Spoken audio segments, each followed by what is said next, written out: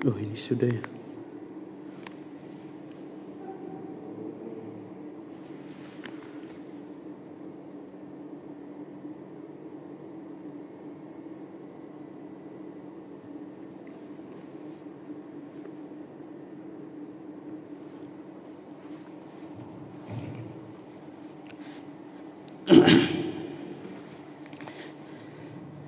Bismillahirrahmanirrahim. Assalamualaikum warahmatullahi wabarakatuh. Innal hamdalillah nahmaduhu wa nasta'inuhu wa nastaghfiruh wa na'udzu billahi min shururi anfusina wa min sayyiati a'malina. Man yahdihillahu fala mudilla lahu wa man yudlil fala hadiya lahu. Asyhadu an la ilaha illallah wahdahu la syarika lahu wa asyhadu anna Muhammadan abduhu wa rasuluh. Ya ayyuhalladzina amanu taqullaha haqqa tuqatih wa la tamutunna illa wa antum muslimun. Ya ayyuhan nasu taqu rabbakumul ladzi khalaqakum min nafsin wahidah wa khalaqa minha zawjaha wa batha minhuma rijalan katsiran wa nisaa'a wattaqullaha alladzi tasaaluna bihi wal arham innallaha kana 'alaikum raqiba. Ya ayyuhalladzina amanu taqullaha وقولوا قولا سديدا يصلح لكم أعمالكم ويغفر لكم ذنوبكم ومن يطع الله ورسوله فقد فاز فوزا عظيما. أما بعد فإن أصدق الحديث كتاب الله وخير الهدي هدي محمد صلى الله عليه وعلى آله وسلم وشر الأمور محدثاتها فإن كل محدثة بدعة وكل بدعة ضلالة wa kullu dalalatin finnar. Ikhwani wa akhwati fillah rahimani wa rahimakumullah. Alhamdulillah, kita bersyukur kepada Allah Subhanahu wa taala atas segala nikmat yang Allah Subhanahu wa taala berikan kepada kita semua. Yang dengan nikmatnya pada malam hari ini kita bisa melanjutkan kembali kajian kita membaca kitab Al-Qawaid wal Usul Al-Jami'ah yang ditulis oleh Syekh Abdurrahman bin Nasir As-Sa'di rahimahullah. Semoga Allah Subhanahu wa taala mencatat apa yang kita lakukan ini sebagai amalan kebaikan. Kemudian salawat dan salam kepada Nabi Muhammad, kepada keluarganya, para sahabatnya dan orang-orang yang mengikuti petunjuk mereka dalam mengamalkan ajaran Islam sampai datangnya hari kiamat. Semoga kita semua termasuk dalam barisan orang-orang yang senantiasa berusaha untuk meneladani Rasulullah sallallahu alaihi wasallam, meneladani para sahabat beliau dalam kita mengamalkan ajaran agama kita yang mulia ini. Ikhwani wa akhwati fillah rahimani rahimakumullah. Kita lanjutkan kajian kita membaca kitab Al-Qawaid wal Usul Al-Jami'ah yang ditulis oleh Syekh Abdurrahman bin Nasir As-Sa'di rahimahullah. Pada pertemuan kemarin kita sudah menyelesaikan membahas kaidah yang ketiga yang merupakan salah satu dari qawaid Al-Qawaid Al-Kubra, al-masyaqqatu tajlibu at-taisir, yaitu kesulitan mendatangkan kemudahan. Kita lanjutkan pada kaidah yang keempat. Kata Syekh, al-wujubu tata'allaqu bil istita'ah. Kewajiban dalam syariat Islam berkaitan dengan kemampuan. Fala wajiba ma'al ajzi, maka tidak ada kewajiban bagi yang tidak mampu. Wala muharrama ma'ad darurati, dan tidak ada yang haram bagi yang dalam kondisi darurat. Nah, atau diungkapkan oleh para ulama dengan ungkapan lain, ad-daruratu tubihul mahzurat. Misalnya bentuk bagian terakhir ini, kondisi darurat membolehkan hal-hal yang dilarang, diharamkan dalam syariat. Ini sebenarnya cabang dari kaidah kemarin, yaitu al-masyaqqatu tajlibu at-taisir. Karena pembahasan masyaqqatu tajlibu at-taisir juga berkaitan dengan kemampuan. ketika kita sudah tidak mampu untuk melakukan sesuatu atau kewajiban syariat, maka akan ada kemudahan di situ. Ada yang kemudahannya itu digugurkan kewajiban itu, bagaimana kita sebutkan kemarin, ada yang dikurangi, ada yang diganti, dan macam-macam bentuknya. Kita baca apa yang dikatakan oleh Syekh Abdurrahman bin Nasir As-Sa'di rahimahullah. Beliau al-qaidatu ar-rabi'atu al-wujubu yata'allaqu bil istita'ah fala wajiba ma'al ajzi wala muharrama ma'ad darurah. Kewajiban itu berkaitan dengan kemampuan, maka tidak ada kewajiban bagi orang yang tidak mampu, bagi orang yang lemah, dan tidak ada yang haram bagi orang yang dalam kondisi darurat, terpaksa. Qala Allah Ta'ala fattaqullaha mastata'tum. Ini dalilnya tentang kaidah ini. Kata Allah, bertakwalah kalian sesuai dengan kemampuan kalian, baik itu dalam menjalankan perintah maupun meninggalkan larangan. Lebih utama, terutama dalam menjalankan perintah, karena kata para ulama, dalam menjalankan perintah itu memang butuh istita'ah pada asalnya. Itu butuh kita melakukan sesuatu. Beda dengan meninggalkan larangan, tark. Pada asal meninggalkan larangan itu kita tidak melakukan sesuatu. Tapi ada beberapa keadaan, beberapa larangan butuh istita'ah juga untuk kita bisa meninggalkannya. Jadi ayat ini jelas sekali menunjukkan apa yang disebutkan dalam kaidah, bahwa kewajiban itu berkaitan dengan kemampuan. Orang yang tidak mampu untuk melakukan sesuatu, maka dia tidak wajib untuk melakukan hal tersebut. Kemudian kata beliau, wasabata fi sahihi anhu sallallahu alaihi wasallam annahu qala, dan telah tetap dalam Sahih Bukhari dan Sahih Muslim, Nabi sallallahu alaihi wasallam bersabda dari sahabat Abu Hurairah radhiyallahu ta'ala anhu, idza amartukum bi amrin fa'tu minhu mastata'tum. Kalau aku perintahkan kepada kalian dengan satu perintah, maka lakukan perintah itu sesuai dengan kemampuan kalian. Wa ma nahaitukum anhu fajtanibuh. Apa yang aku larang, kata Rasulullah SAW, maka jauhilah. Dalam kewajiban haji, Allah SWT berfirman, walillahi 'alan nasi hajjul baiti man istata'a ilaihi sabila. Untuk Allah wajib bagi seluruh manusia haji, mengunjungi Ka'bah, yaitu menaikkan ibadah haji bagi yang mampu untuk melakukan perjalanan ke sana, mampu dengan tenaganya, dengan duitnya. Nah, termasuk dalam istita'ah adalah amnut tariq, kata para ulama, amannya jalanan. Kondisi sekarang, kondisi wabah ini adalah salah satu keadaan bahwa jalanan untuk ke sana itu tidak aman, sehingga seluruh kaum muslimin pada asalnya tidak mampu untuk menaikkan ibadah haji tahun ini misalnya. Nah, apalagi Allah Subhanahu wa taala masih menguji di kerajaan Arab Saudi, di beberapa daerah disebutkan kemarin, sebagian daerah kembali lockdown lagi padahal sudah dibuka beberapa hari yang lalu, karena terjadi peningkatan kasus lagi yang positif. Walaupun sedikit sekali yang meninggal. Kalau di Arab Saudi itu yang kena banyak sekali yang positif, tapi yang meninggal sangat sedikit karena pelayanannya memang ya spesial di sana. Wa abahallahu al-maitata wa nahwaha lil muttar, dan Allah membolehkan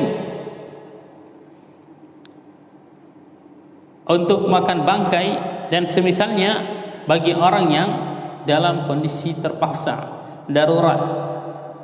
Qala Allah Ta'ala, famanitturra fi makhmasatin, siapa yang dalam keadaan terdesak, makhmasah, dia kelaparan, mau mati, kalau enggak makan, ghaira mutajanifin li ismin, bukan karena dia melakukan dosa, fa innallaha ghafurur rahim, maka sesungguhnya Allah Subhanahu wa taala Maha Pengampun lagi Maha Penyayang. Maksudnya orang yang memakan bangkai dalam kondisi terpaksa, dia tidak berdosa. Nah, yang penting akan disebutkan oleh Syekh, ad-daruratu tuqaddaru biqadariha. Wa qala wa ma lakum alla ta'kulu mimma dzukira smullahi alaihi. Kata Allah Azza wa Jalla, kenapa kalian tidak mau makan hewan yang disembelih dengan menyebut nama Allah atasnya? Wa qad fassala lakum ma harrama 'alaikum. Padahal Allah telah merinci, menjelaskan kepada kalian apa yang Allah haramkan atas kalian, illa matturirtum ilaih, kecuali kalau kalian memang dalam kondisi terpaksa. Walaupun yang sudah jelas-jelas diharamkan boleh diterjang kalau memang itu dibutuhkan. Wa inna katsiran, sesungguhnya kebanyakan manusia, la yudilluna bi ahwaihim bighairi ilm, mereka sesat karena mengikuti hawa nafsu mereka tanpa ilmu, termasuk yang dilakukan oleh orang-orang musyrik. Ya, sebab turunnya ayat ini, bahkan surat ini, surat Al-An'am, mereka mengharamkan sebagian hewan dan menghalalkan sebagian yang lainnya hanya karena mengikuti hawa nafsu. Nah, inna rabbaka huwa a'lamu bil mu'tadin, sesungguhnya Rabbmu dia lebih tahu siapa yang melampaui batas. Al-An'am 1:19. Kemudian kata Syekh, kita baca dulu perkataan Syekh Abdurrahman bin Nasir As-Sa'di rahimahullah.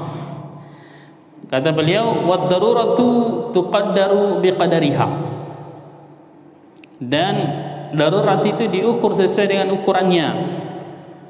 Seperti orang yang makan bangkai, seukuran, kata para ulama, qadru saddir ramq, untuk menyelamatkan dia aja dari kematian. Tidak boleh lebih. Misalnya dokter laki-laki, pasiennya wanita,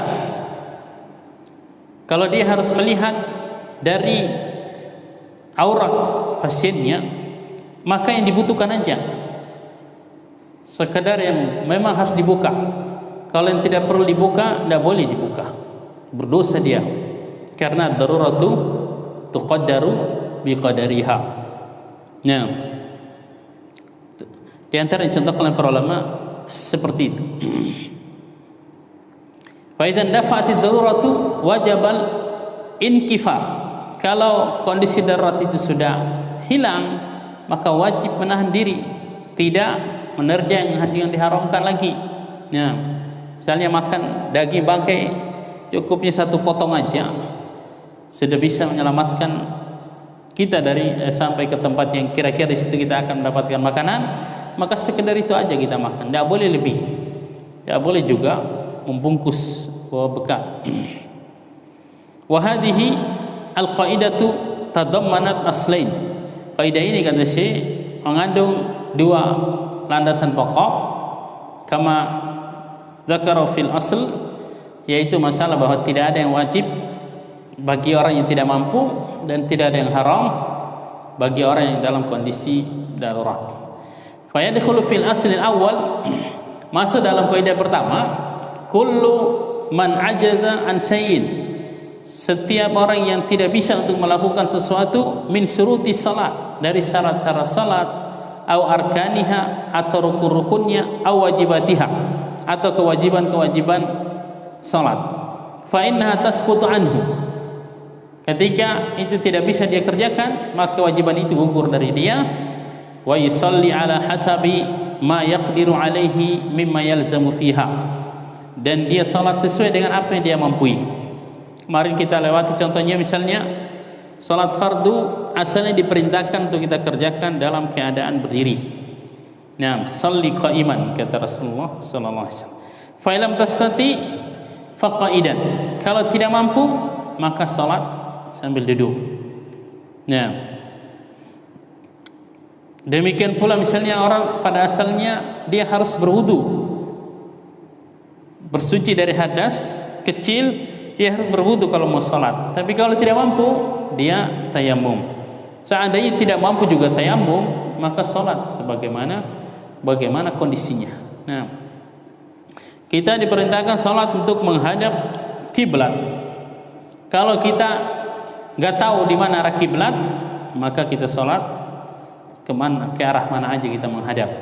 Atau kita tahu arah kiblat tapi nggak bisa kita menghadap arah kiblat karena kita sedang sakit dan tidak ada yang menghadapkan kita ke sana misalnya, maka kita sholat sesuai dengan keadaan kita.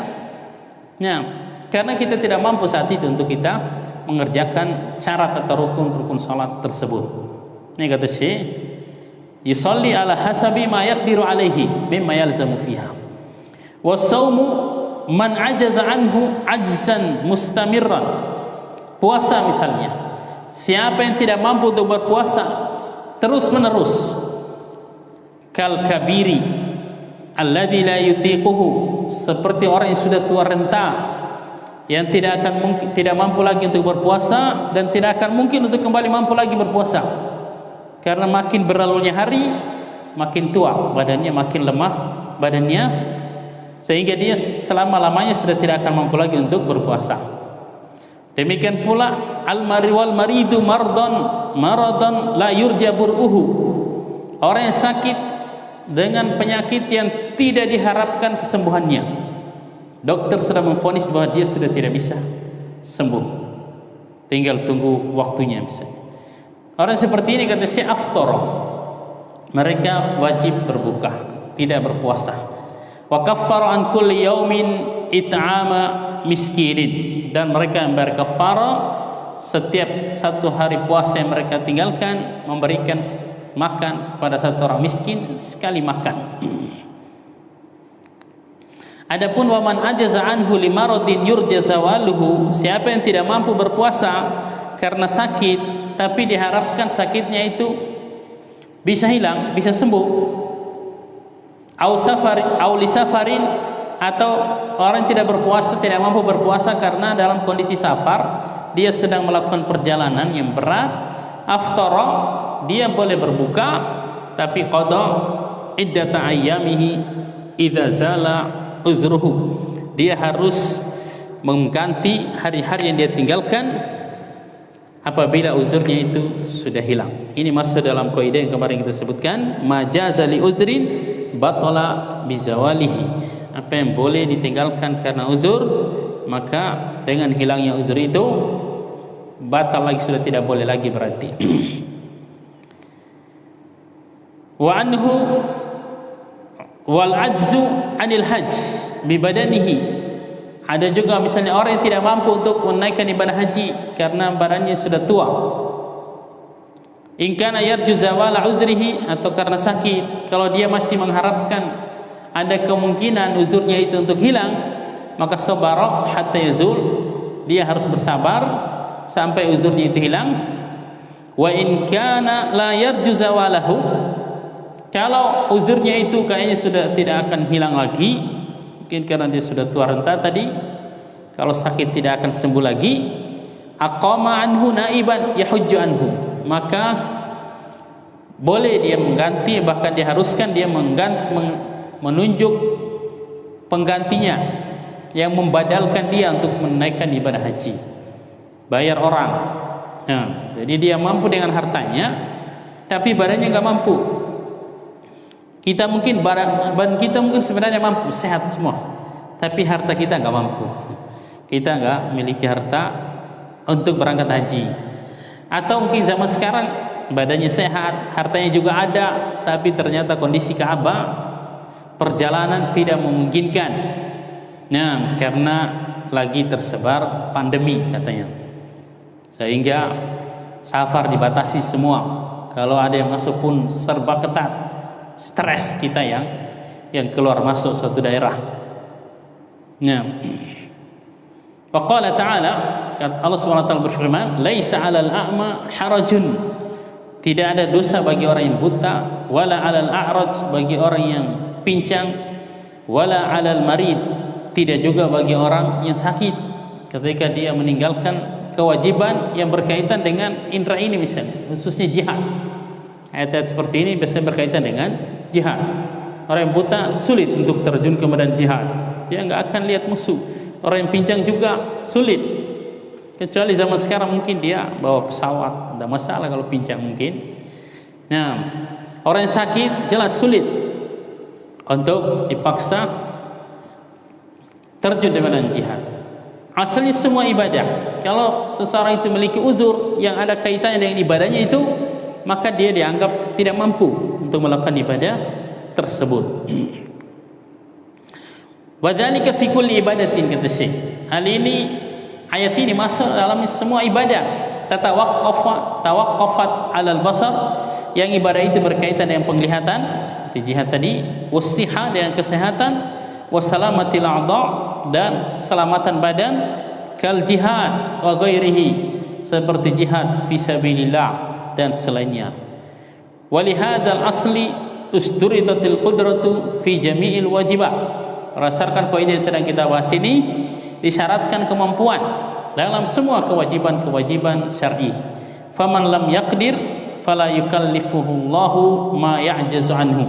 Siapa yang tidak mampu untuk melakukan sesuatu, maka Allah tidak akan membebani dia untuk melakukan apa yang dia tidak mampu. Ini kaidah umum dalam agama kita yang mulia ini. Kata Syekh, walidzalika qala Nabi sallallahu alaihi wasallam, di antara dalil juga berbicara tentang kaidah ini, perkataan Rasulullah sallallahu alaihi wasallam, man ra'a minkum munkaran falyughayyirhu biyadihi. Siapa di antara kalian yang melihat kemungkaran, hendaknya dia merubah kemungkaran itu dengan tangannya. Dia hancurkan alat-alat kemungkaran misalnya. Fa illam yastati', kalau dia tidak mampu, fa bilisanih, maka hendaknya dia merubah kemungkaran itu dengan lisannya. Itu saya garis bawahi bahwa kewajiban itu berkaitan dengan kemampuan. Kalau tidak mampu, kata Rasulullah SAW, pindah kepada yang lebih rendah. Fa illam yastati' fa biqalbihi, kalau tidak mampu juga mengingkari kemungkaran dengan lisan, maka ingkari dengan hati. Minimal, kata para ulama, mengingkari kemungkaran dengan hati adalah bentuknya kita tidak duduk-duduk bersama pelaku kemungkaran. Kalau masih duduk-duduk bersama pelaku kemungkaran, apalagi ketawa ketiwi dengan mereka ketika melakukan kemungkaran, maka bohong kalau hal itu atau orang seperti itu mengatakan dia sudah ingkari dengan hatinya. Pengingkaran dengan hati itu kan membenci kemungkaran tersebut. Bentuk nyatanya adalah dengan tidak suka melihat, mendengarkan, apalagi bersama pelaku kemungkaran. Nah, wa idza ra'aital ladzina yakhuduna fi ayatina, kata Allah, fa'arid anhum hatta yakhudu fi hadisin ghairi. Kalau engkau melihat orang-orang yang mengolok-olok majelis mereka isinya mengolok-olok ayat-ayat Allah, maka berpaling dari mereka, jangan bermajelis dengan mereka. Hatta yakhudu fi hadisin ghairi, sampai yang mereka bicarakan itu bukan mengolok-olok ayat Allah dan hadis-hadis Rasul. Nah, wadzalika ad'aful iman, dan mengingkari kemungkaran dengan hati telah merupakan bentuk iman yang paling lemah, kata Rasulullah sallallahu alaihi wasallam. Jadi hadis ini jelas sekali tentang bahwa kemampuan adalah syarat pembebanan syariat kepada hamba. Wa qala fi nafaqati wal kiswati wa tawabiha, Allah berfirman tentang nafkah, pakaian dan pengikutnya yang wajib untuk diberikan seorang ayah atau seorang suami kepada istri dan anak-anaknya. Kata Allah Azza wa Jalla, liyunfiq dzu sa'ati min sa'atih, hendaknya orang yang memiliki kelapangan dia berinfak sesuai dengan kelapangan rezeki yang diberikan kepadanya.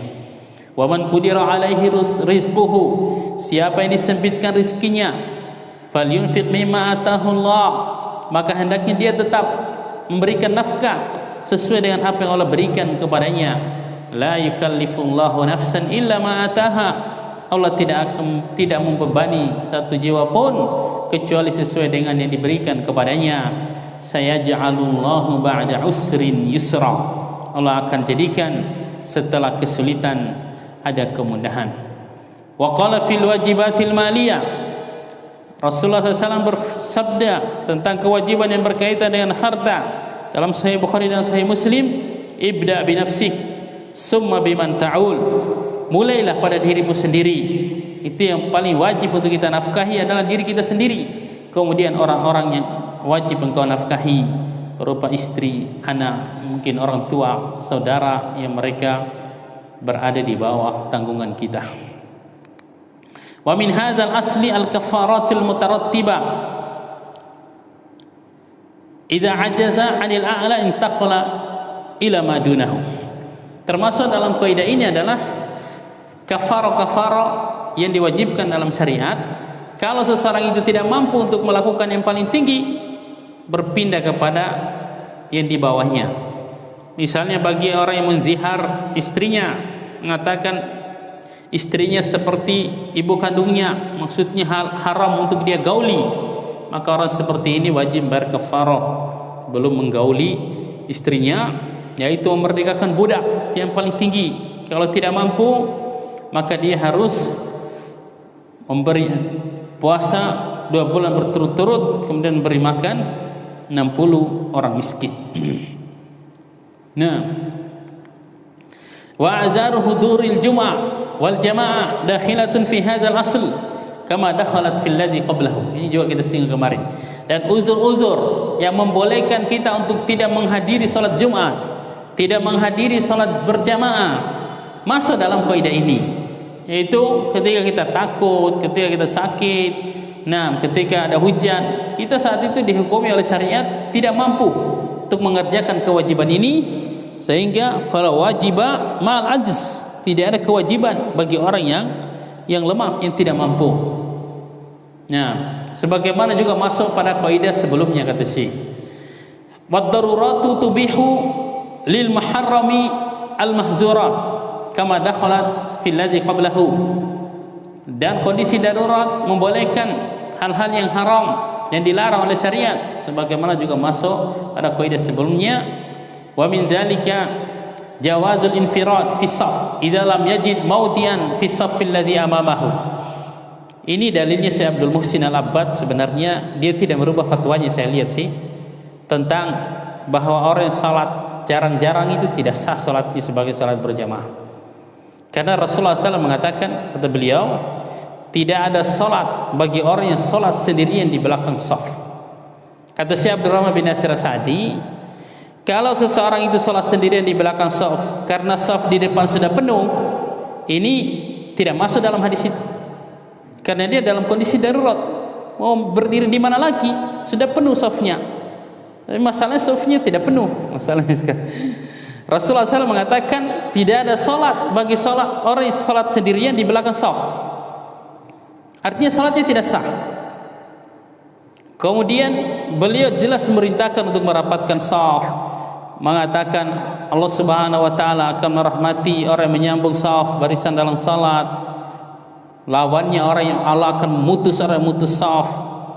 Dan banyak sekali hadis-hadis sebenarnya beliau pakai, hanya saja karena beliau hidup di kerajaan Arab Saudi, di sana ada lajnah daimah, walaupun mungkin kebanyakan, mungkin semua orang di lajnah daimah itu sebenarnya juniornya dia. Beliau lebih senior daripada mereka dari sisi umur kayaknya. Tapi dari sisi kelembagaan, mereka itu yang diakui oleh pemerintah.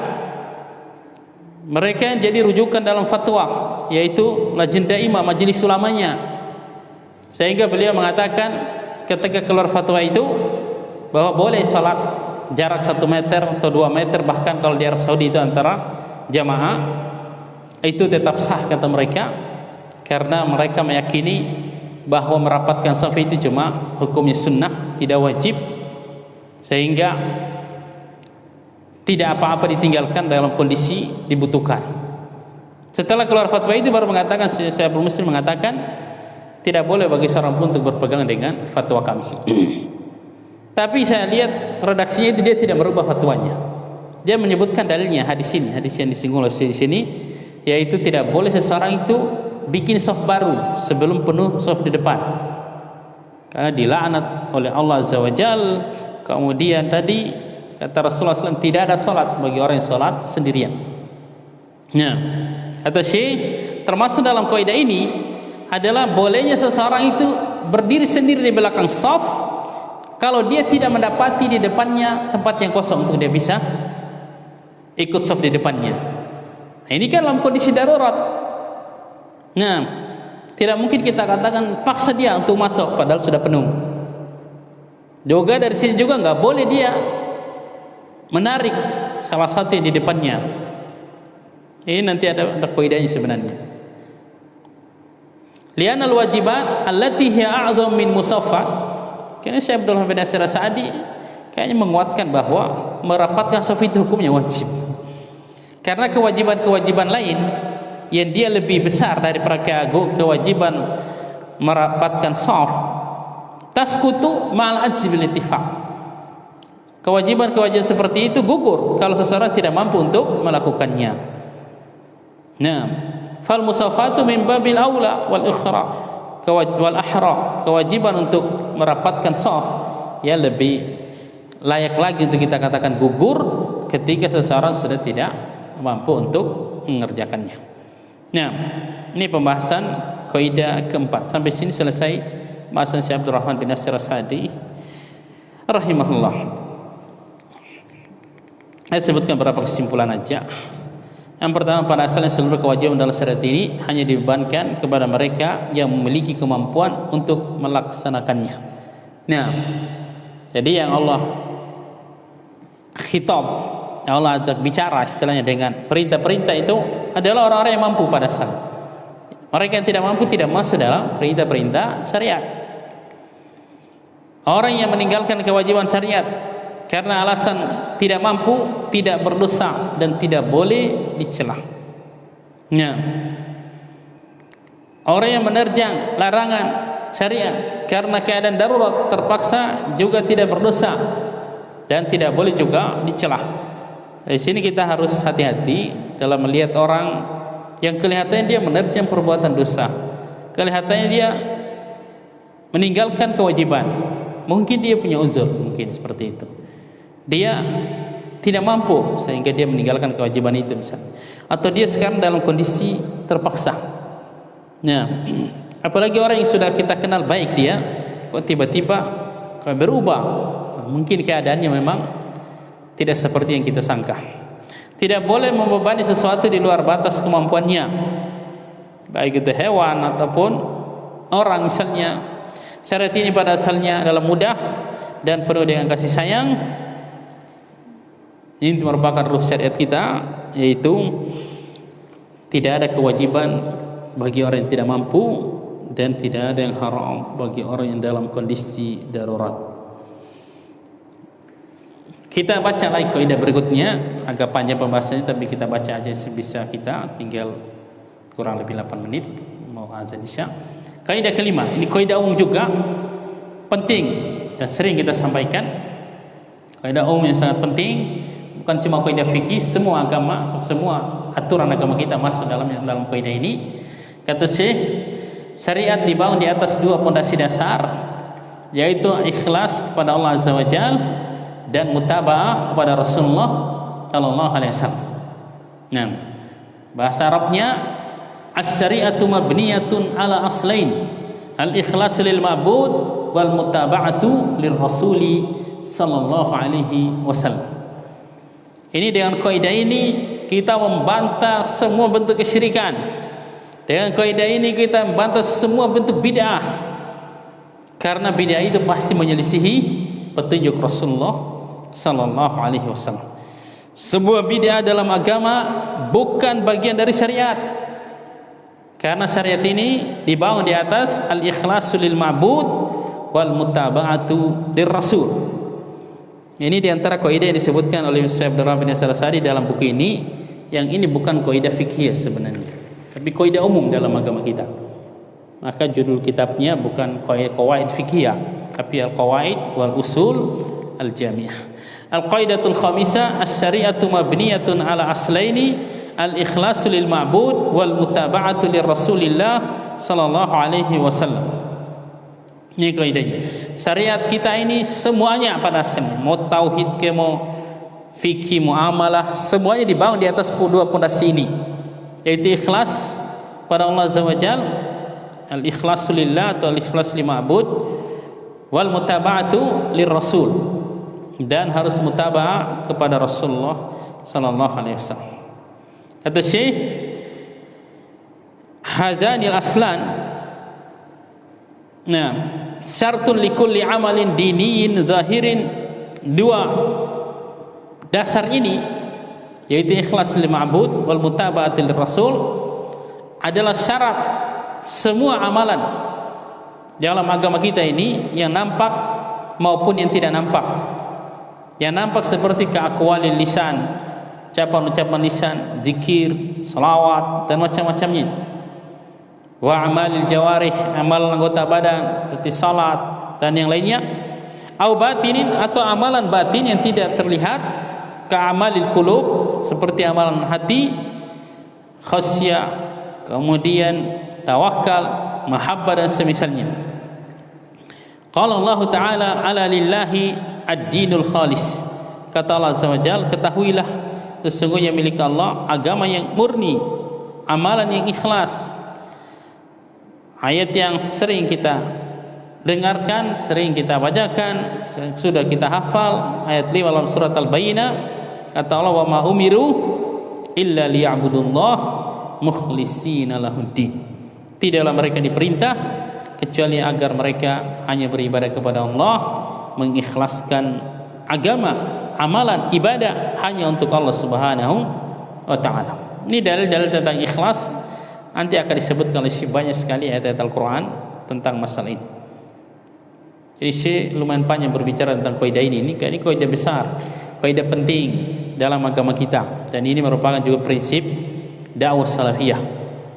Nah, jadi kita sering ulang-ulangin pembahasan ini, mengingatkan kaum muslimin bahwa agama kita itu dibangun di atas dua hal ini. Nanti akan kita sebutkan pembahasan kaidah ini adalah bantahan kepada orang yang mengatakan yang penting niatnya baik.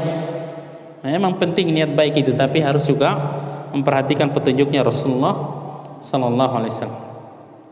Ad-dinul ladzi umiru bil ikhlasi bi ikhlasihi huwal Islam wal iman wal ihsan. Yang dimaksud dengan agama yang diperintahkan untuk kita mengikhlaskan agama itu hanya untuk Allah adalah Islam, iman dan ihsan. Sebagaimana disebutkan oleh Rasulullah SAW dalam hadis Jibril. Setelah tanya jawab tentang Islam, iman dan ihsan, kemudian malaikat Jibril pergi. Kemudian Rasulullah SAW bertanya kepada para sahabat, tahukah kalian siapa yang datang itu? Mereka mengatakan Allah dan Rasulnya lebih tahu. Kemudian kata Rasulullah SAW, sesungguhnya dia adalah malaikat Jibril. Dia datang kepada kalian mengajarkan agama kalian. Jadi agama itu pada asalnya tercakup dalam tiga hal ini: Islam, iman dan ihsan. Fahadhil umuru la budda an takuna khalisatan lillah muradan biha wajhuhu wa ridwanuhu wa sawabuhu. Perkara-perkara ini, Islam, iman, ihsan, ketika kita amalkan harus dibangun di atas keikhlasan kepada Allah, menginginkan wajah Allah, mengharapkan keridhaan dan pahala dari Allah Azza wa Jalla. Ini semua bagian dari keikhlasan. Nah, kemudian wala budda an takuna ma'khuzatun atau ma'khuzatan minal kitabi was sunnah. Juga prakteknya harus berdasarkan apa yang datang dari Al-Qur'an dan sunnah. Wa qala ta'ala fi mutaba'ati rasul. Allah Subhanahu wa taala berfirman tentang perintah untuk meneladani Rasul, wa ma atakumur rasulu fakhudhuhu wa ma nahakum anhu fantahu. Apa yang diberikan oleh Rasul kepada kalian, ambillah, dan apa yang dilarang oleh Rasulullah SAW atas kalian, maka jauhi, tinggalkan. Nah, kita baca dulu banyak sekali dalil-dalil yang dibawakan oleh Syekh dalam pembahasan ini. Kata Syekh, wa qala fil jam'i bainal aslain. Allah berfirman dalam menggabungkan dua pondasi ini, yaitu ikhlas dan mutaba'ah. Wa man ahsanu minallahi dinan. Siapa yang lebih bagus agamanya? Wa man ahsanu dinan. Siapa yang lebih bagus agamanya? Mimman aslama wajhahu lillah. Dari orang yang pasrahkan wajahnya untuk Allah, yaitu yang ikhlas. Wa huwa muhsin. Dan dia muhsin, maksudnya adalah muttabi li Rasulullah sallallahu alaihi wasallam. Kata Syekh, aslama wajhahu ay akhlasa a'malahu az-zahirata wal batinata lillah. Orang yang aslam wajahnya, menundukkan wajahnya, menyerahkan wajahnya kepada Allah, maksud dia mengikhlaskan amalan yang nampak maupun yang tersembunyi, semuanya murni hanya untuk Allah Azza wa Jalla.